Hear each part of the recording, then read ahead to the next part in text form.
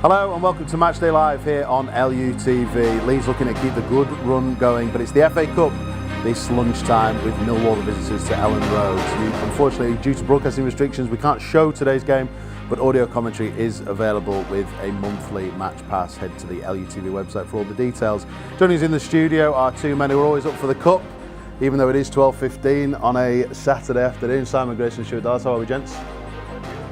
FA Cup, I mean, it's a chance for progression, Simon. How are you kind of viewing today's game? It's one of them, when you're winning games, you want to keep the momentum going. It's an opportunity when you see the team that Daniel's made a lot of changes to give a few minutes to the players that have been on the periphery. Obviously, the game on Tuesday is far more important, but trying to win another game is vitally important as well. Yeah, Stuart, as a player, you know, you're kind of going so well in the league. We know the ultimate prize is promotion. How do you kind of balance it up with kind of a cup run?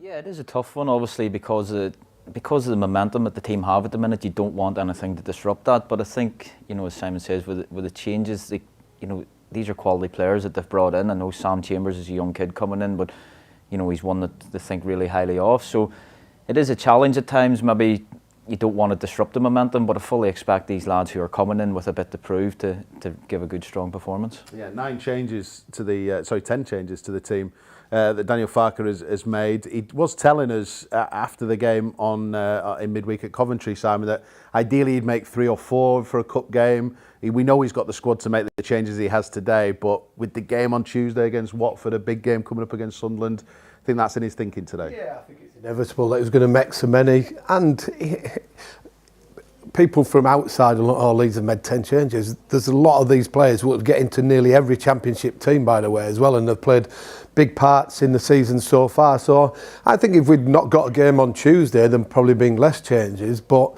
yeah, it gives game time to the other lads and also keeps 1 or 2 fresh ready for Tuesday night, which is a massive game. Yeah, that's Stewie about balancing up the FA Cup with the league campaign, Simon. You did it as a manager where, again, promotion was your main aim.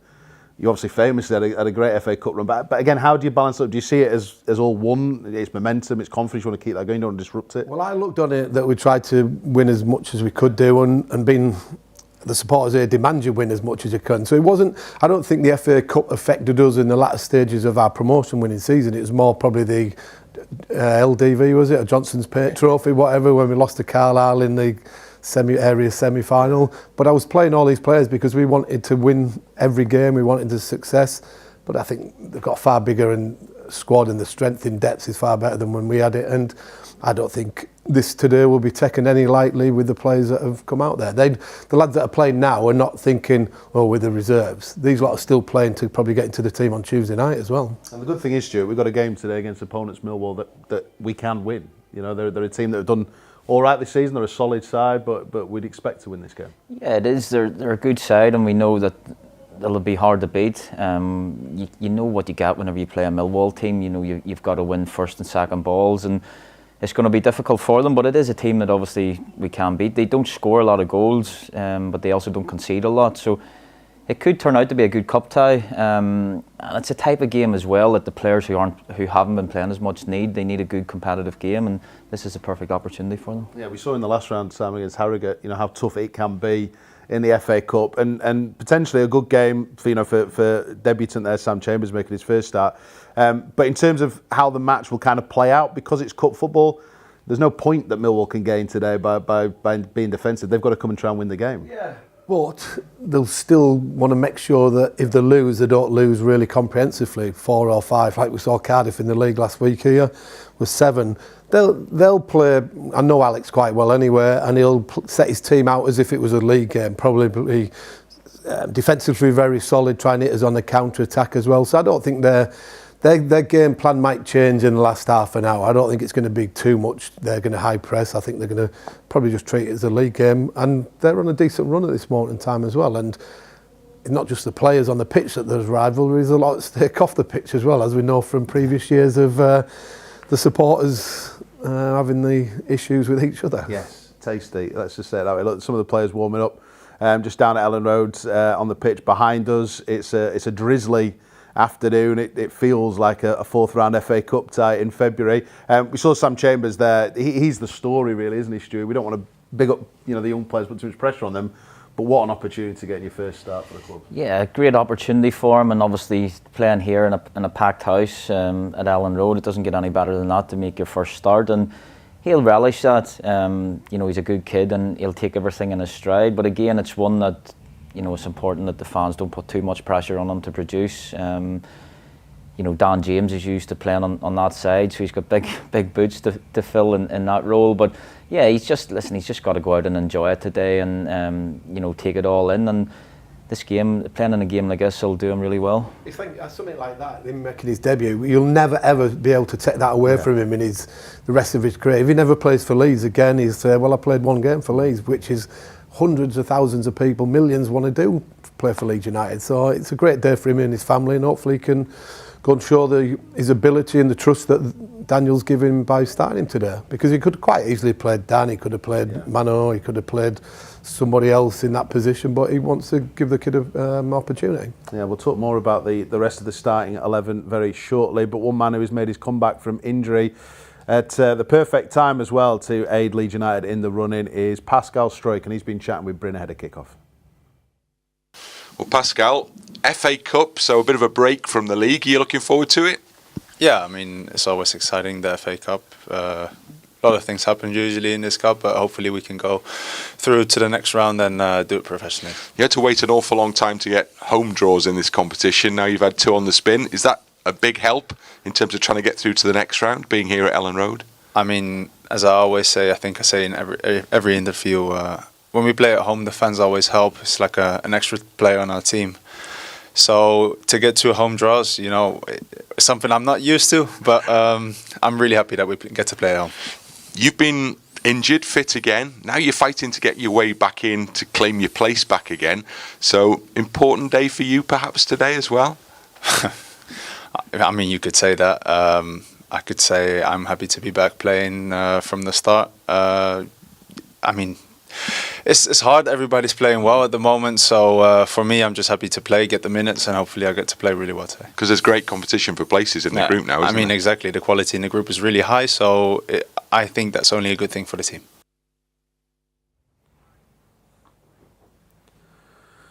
Yeah, Pascal, they're talking about trying to get back into the side, and obviously it's a very successful team at the moment. All these players are desperately wanting to play, and understanding professional football, as I've managed to do over the recent years, they all think they should be in the team as well, Simon. So again, is today an opportunity? I mean, can somebody today force their way into that starting 11 for the league game? Look, it's difficult because the team are playing so well and you always go back to tight, really, but that is a big incentive for all these lads that are in the team today, and most of them have played big parts already this season, but you've got to make sure you give Daniel the thought process of selection for Tuesday night. If you don't have the right attitude, you don't play well today, 100% you're not playing on Tuesday, score a hat-trick and a couple of assists, then you might just get back into the team. And the other thing is as well, you might think you're not going to play, and all it takes is an injury on Monday or Tuesday in training, and all of a sudden you can be thrown in. But if you don't show the right application and desire today to play in the game, well then, you know, the manager will look at it and go, well, he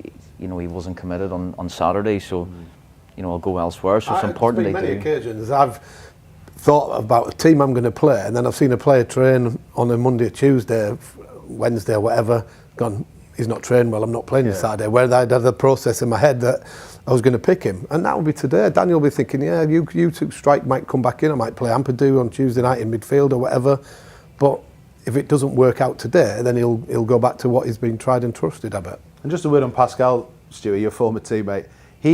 I think he doesn't go under the radar, but I don't think he necessarily gets the recognition that he deserves, because he's been a great servant for the club in recent years. He's performed consistently, and really important that his injury could have been a lot worse than it's not, because we're going to need him for the running, aren't we? Yeah, he's a big player for the club. Obviously, he was you know, when Ethan doesn't play, he's the captain, so he's huge both on and off the pitch. But he's got a different side to this game as well, and I think he's really important in a game like this today. We know Millwall, we know that they're going to put the ball in the box at every opportunity, and Pascal's big and he's strong, so he's huge for them. You know, he'll want to get back into the team as soon as he can, and obviously the competition in there is really strong.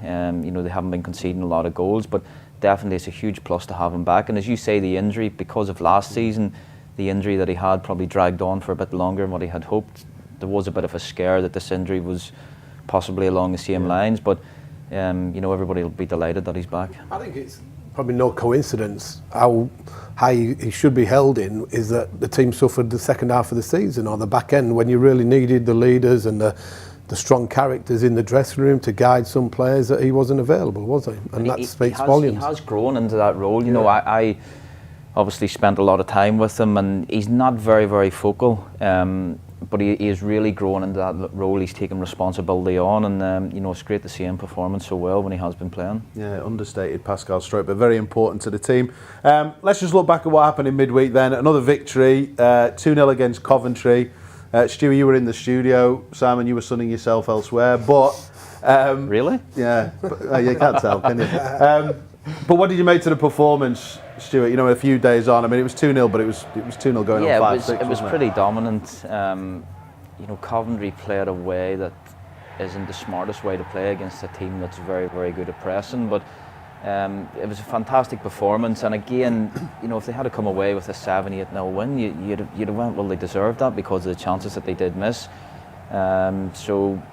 Expecting more going forward, but they're playing really, really well at the minute, and hopefully they can continue it.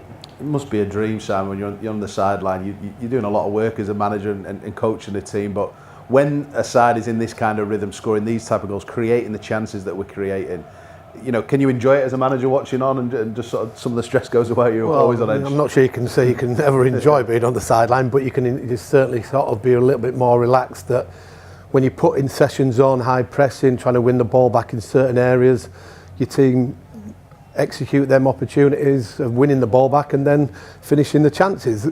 Going back to last week's Cardiff game, I was so impressed by the mentality of the team, the ruthlessness that they had, even at 5-0. Yeah. I've seen bad teams, played in teams you're 4 or 5-0 up and you're just sort of showboating around. They were going for the jugular still, and it seems like it was the other night while as you said, I was sunning myself up. Yeah, and Jaden Bogle had another goal to his tally. 4 for the season for a fullback. When you look down our list of scorers now, obviously Piru's out on top with 13 now.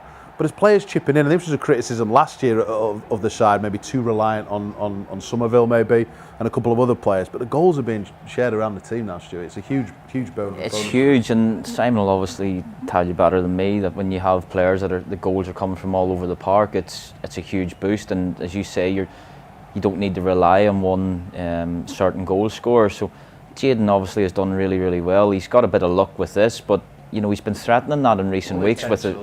That's all. It's terrible. I mean, Frank Lampard must have been pulling his hair out with Watson not defending. There's so many mistakes in it, but he puts himself in a position that he's there to get it in.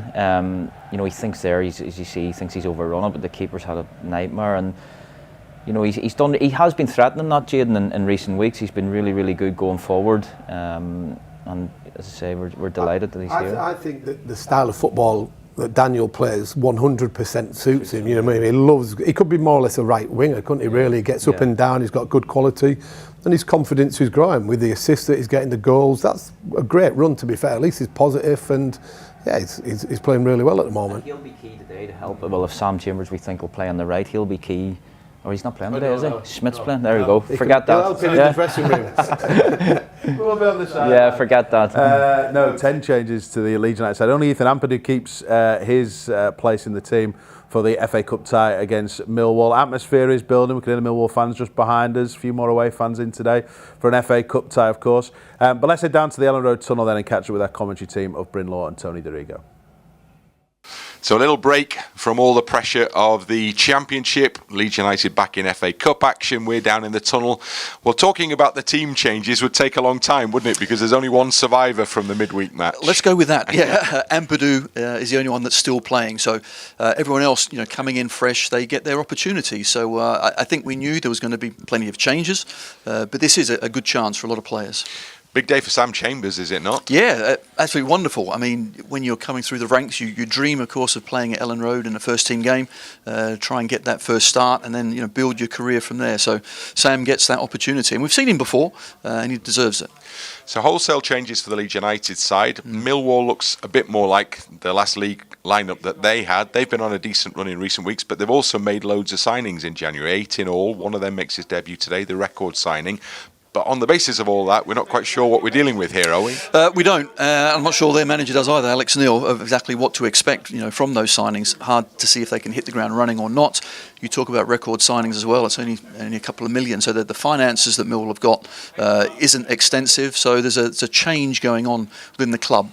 What we do know, any game between Leeds and Millwall always is fiercely fought. So that's what it will be today. And we've seen that because the game at Millwall ended in a defeat. So a little bit maybe for Leeds to try and make up from that occasion, maybe. Yes, but this is Elland Road, isn't it? So this will be different, and there's no doubt that the feeling between the players, certainly, and the fans, this is an important one to win, and a nice little cup run, would be great. We know where the focus is, and clearly that's what this team says. However, that momentum I think is key, and let's keep it going.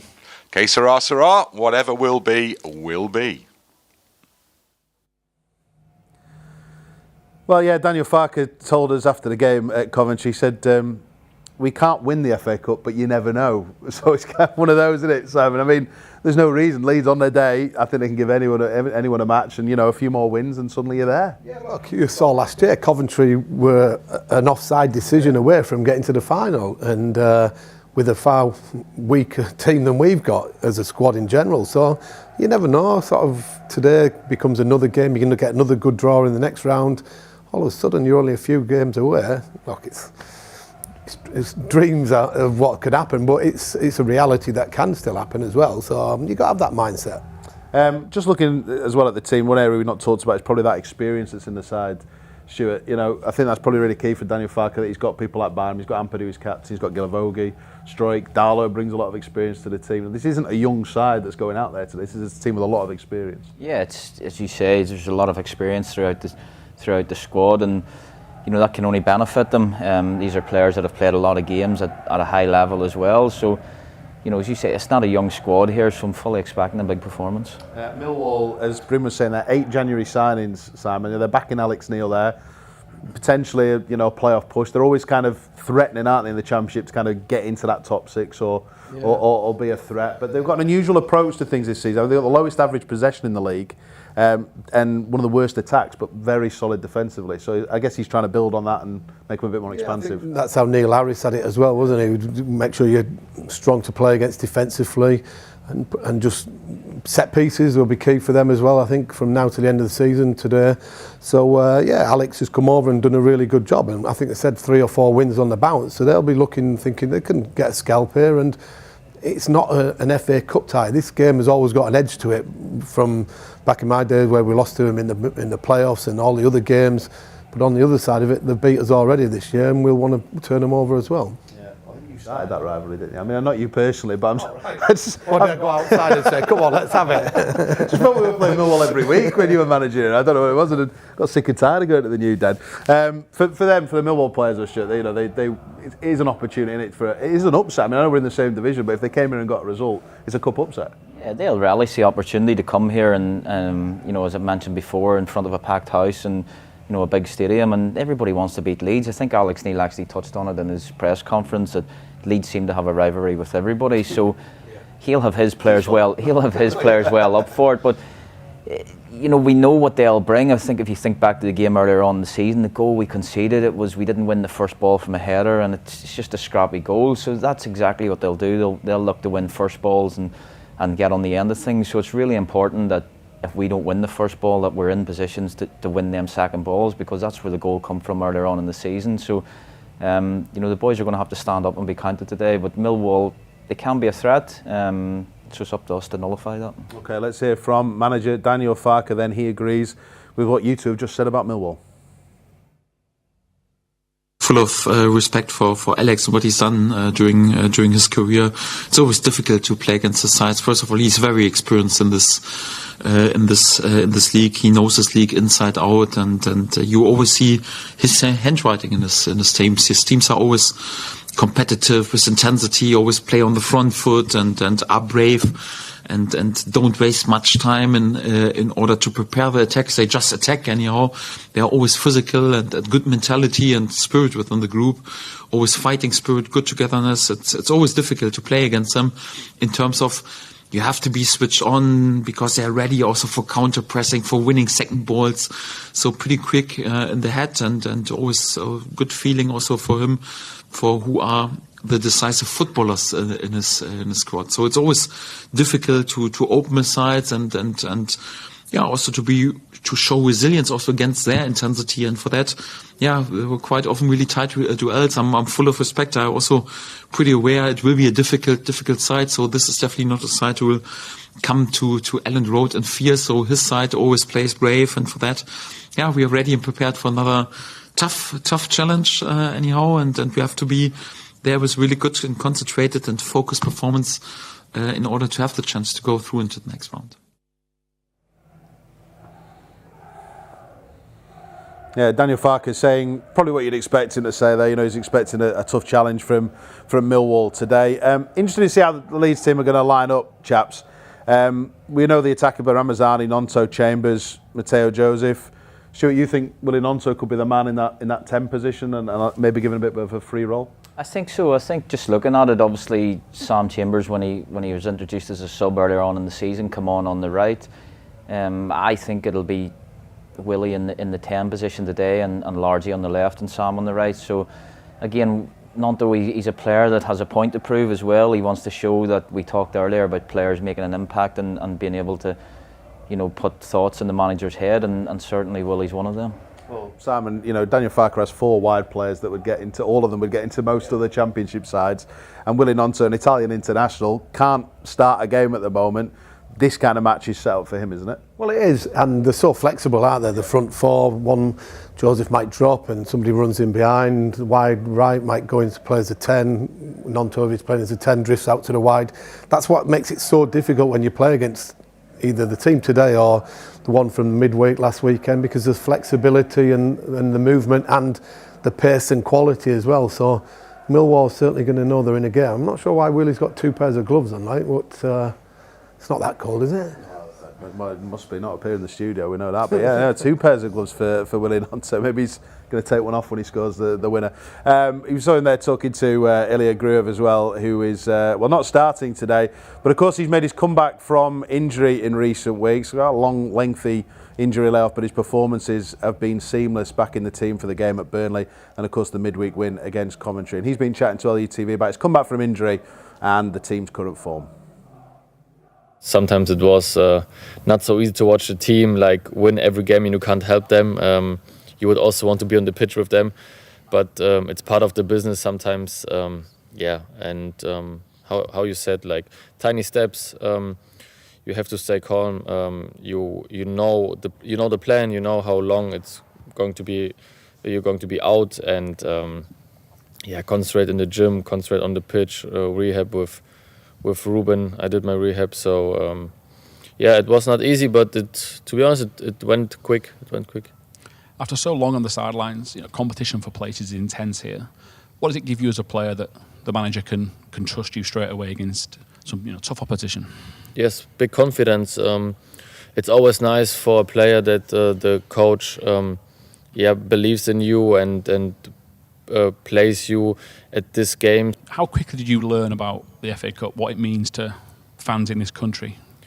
Of course, the FA Cup, the semi-final and the final. It's playing in Wembley at this, one of the, maybe not the biggest stadium in Europe, with the history and everything. So if you can reach this, it's a huge possibility and a huge chance for you to play at this level, also against a good team from the Premier League. Of course, it's a dream, and why not? Why not? Starting with a game against Harrogate last time, this time it's Millwall at home. Yeah. Added advantage is that you're at Elland Road. What does that do for you as a group? Of course, it's a big advantage to play at home. It's going to be completely sold out, the game, so our fans will support us, and home game is always good for us because of the help from the fans, the support. They push us, and I think you can see this also in our game that we are very, very good and strong at home. Games against Millwall traditionally are pretty tough. Lost against them last time. Is it a case of trying to get revenge, or is it just a case of clean slate and it's another physical battle on its own? Yeah, it's going to be a tough one. They're a good side. They can defend good. They know what to do. They try to provocate, try to play aggressive, to hurt us. But you have to take this is normal, and you have to stay concentrated. You have to play quick. You have to be quick in the head, and score your chances. Ilia Gruev there talking to LUTV. Teams are in the tunnel. The atmosphere is building. Predictions from you both, gents. Simon, just to let you know, Michael Bridges predicted a 1-goal in it again for the Cardiff game, so he was only wrong by 6. Oh, right, yeah, good. 2-0 for me. 2-0. To us, by the way. Okay. I'm going to go 3-1 Leeds. Okay. Same as and what about I predicted yourself, them. I think it will be a win for Leeds United. I don't care by what scoreline. There we go. Right, teams are out. Let's hand you over to our commentary team of Bryn Law and Tony Dorigo.